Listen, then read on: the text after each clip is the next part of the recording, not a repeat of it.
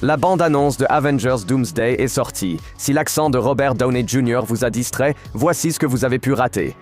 Avant la fin de cette journée, nous serons confrontés à une décision impensable. La bande-annonce montre Thor avertissant gravement les 4 Fantastiques, les Avengers et les nouveaux Avengers que la menace est plus dangereuse que tout ce qu'ils ont affronté. Ils sont morts en affrontant des ennemis et des menaces. Cela m'effrayait bien moins que celle-ci. Loki a tué Phil Coulson dans Avengers. Ultron a tué Vif Argent. Il semble clair que l'ennemi précédent auquel Thor fait référence est Thanos. Il a anéanti la moitié de la vie dans l'univers pendant 5 ans. Quoi qu'il en soit, la Veuve Noire est morte en essayant d'annuler ses actions. Nous ne pensons pas que la menace évoquée par Thor soit Fatalis.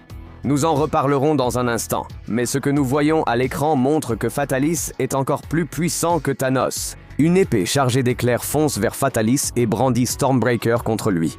Fatalis bloque l'attaque comme si de rien n'était, repoussant l'assaut de Thor sans le moindre effort. C'est très similaire à l'attaque que Thor a utilisée contre Thanos vers la fin d'Infinity War. Thanos avait quand même réussi à prendre le dessus grâce aux pierres d'infinité, mais la hache de Thor l'avait gravement blessé. Sans les pierres, il aurait été dans un sale état. Fatalis, lui, s'en débarrasse d'un revers de main. Et au passage, l'utilisation par Fatalis du mot « impensable » est une référence au titre de l'histoire de comics où il envoie Franklin Richards, le fils de Reed et Sue, en enfer. Sympa.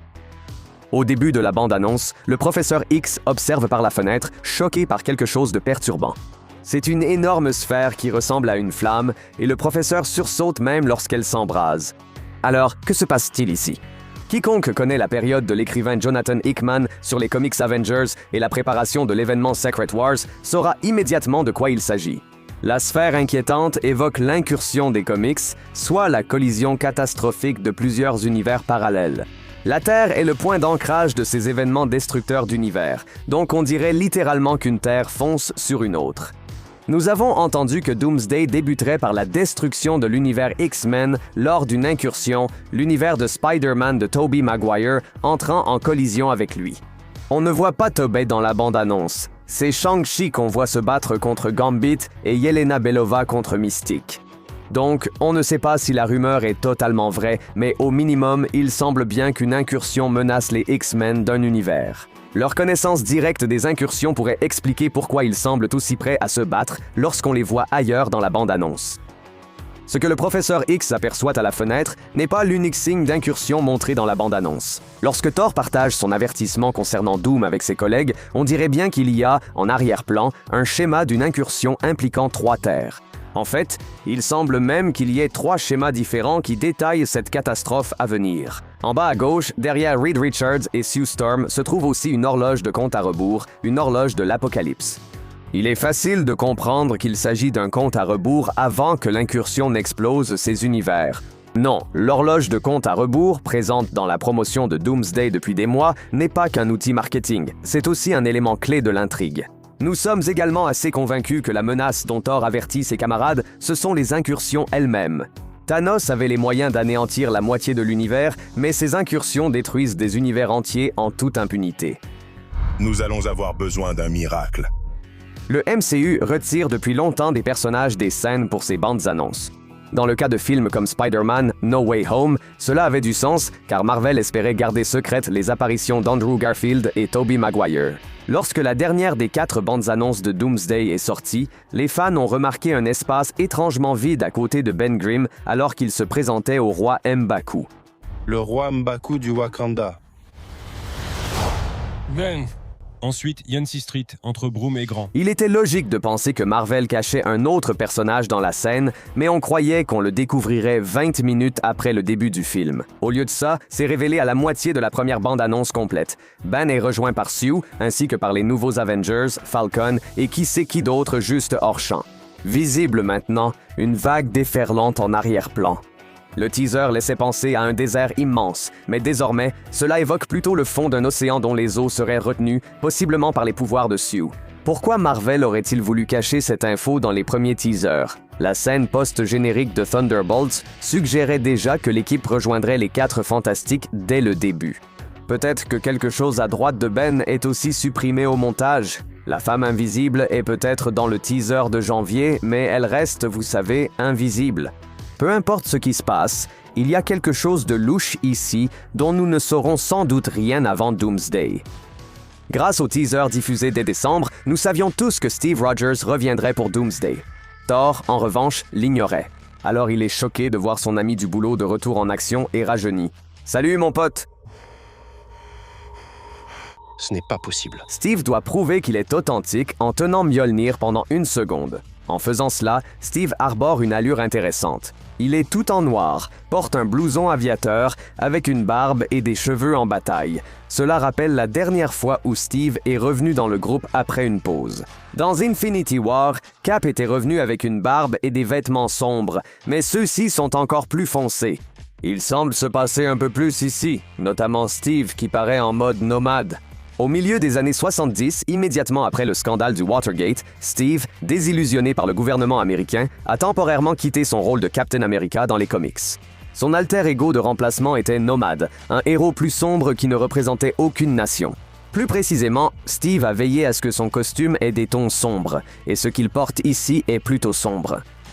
Il y a un plan rapide de la carte TVA de Loki, suivi d'un plan de Loki lui-même. Un détail amusant de la carte elle-même, c'est qu'elle porte au dos l'arbre que Loki crée à partir du métier à tisser temporel à la fin de la saison 2 de Loki.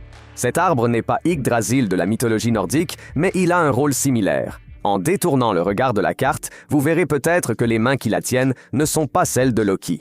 En fait, elle porte des manches noires similaires à celles d'un blouson aviateur.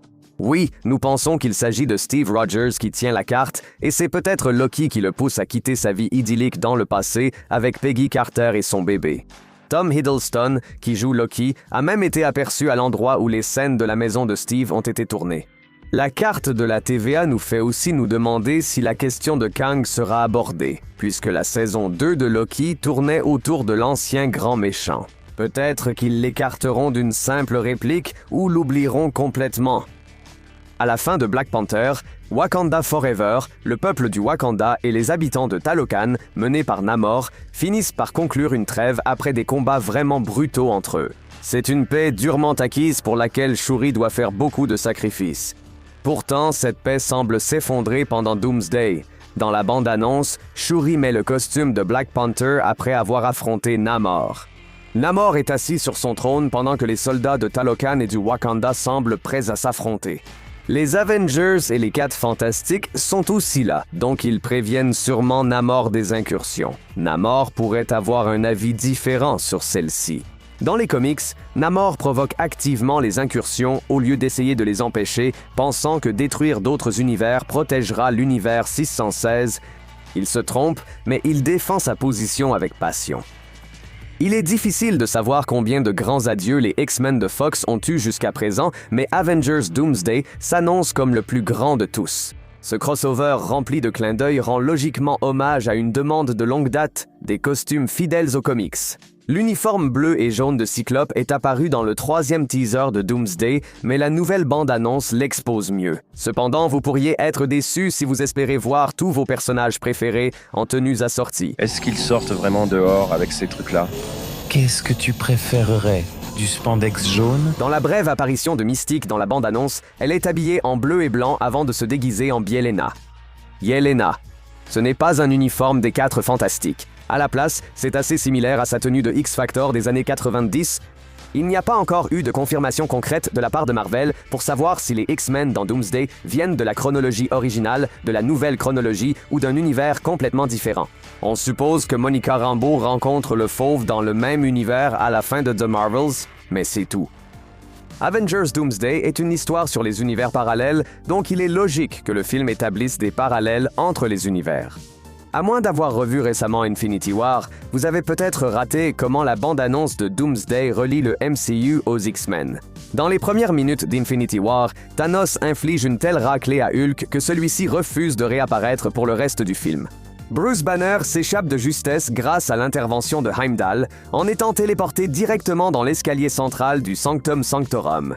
Mais il ne le fera pas. Je ne dirais pas non à un sandwich au thon gratiné. Le Sanctum et le Manoir X sont tous deux de grands bâtiments bien décorés qui servent de base à plusieurs héros.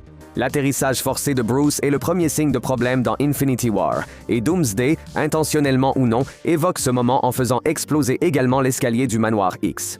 À en juger par la façon dont Cyclope se précipite dehors et Gambit affronte Shang-Chi, l'invasion de la Terre et de l'univers des X-Men pourrait bien commencer de la même manière que dans le MCU.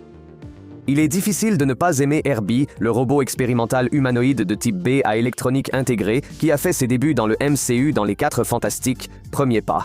Il n'a peut-être pas de pouvoir, mais il prépare une délicieuse sauce pour pâtes, ce qui est tout aussi impressionnant. D'accord. Ce type est-il bon? C'est fantastique. Comme First Steps se déroule dans un univers aux accents des années 60, l'Herbie du MCU affiche un look résolument rétro-futuriste. Ses yeux, 2 bobines de bande magnétique bien placées, lui apportent encore plus de personnalité. Mais dans son apparition furtive dans la bande-annonce d'Avengers Doomsday, on dirait qu'il a bénéficié d'une mise à niveau matérielle. Peu de personnes ont critiqué l'apparence de Herbie dans First Steps, mais la version de Doomsday est bien plus fidèle aux comics. On peut supposer que la version MCU d'Herbie reçoit une mise à niveau de Reed, mais on ignore si c'est pour l'entretien ou suite à un dommage ou une destruction de son ancien corps.